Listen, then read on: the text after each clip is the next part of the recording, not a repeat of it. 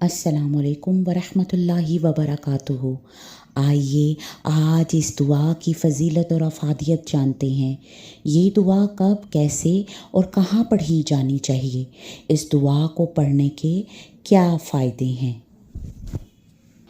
اللہم انی اسألک الجنہ وما قرب الیہا من قول او عمل وأعوذ بک من النار وما قرب الیہا من قول او عمل وأسألك أن تجعل كل قضاء قضيته لي خيرا۔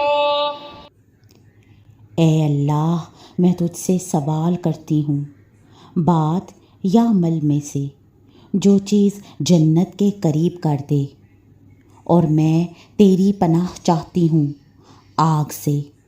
بات یا عمل میں سے جو چیز جہنم کے قریب کر دے، اور میں تجھ سے سوال کرتی ہوں کہ تو کر دے ہر فیصلہ تقدیر کو۔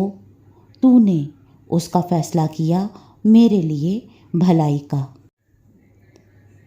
بری تقدیر سے بچنے کی دعا مانگی گئی ہے۔ سب سے پہلے جنت مانگی گئی ہے، اور ہر وہ بات اور کام مانگا گیا جس سے انسان جنت کے قریب ہو سکے۔ پھر آگ سے پناہ مانگی گئی، اور ہر اس بات یا کام سے، قول یا فعل سے جو جہنم کی طرف لے جانے والا ہو۔ اور پھر اللہ سے سوال کیا گیا ہے کہ اے اللہ، تو جو بھی میرے حق میں فیصلہ کر رہا ہے ان کو میرے لیے بہتر کرنا، یعنی مجھے بری تقدیر سے بچانا۔ اگر میری قسمت میں کوئی ایسی چیز لکھی ہے جو میرے حق میں بہتر نہیں ہے تو وہ اچھائی میں بدل جائے۔ قرآن حمید میں ہے، اللہ جسے چاہتا ہے مٹا دیتا ہے، جسے چاہتا ہے باقی رکھتا ہے۔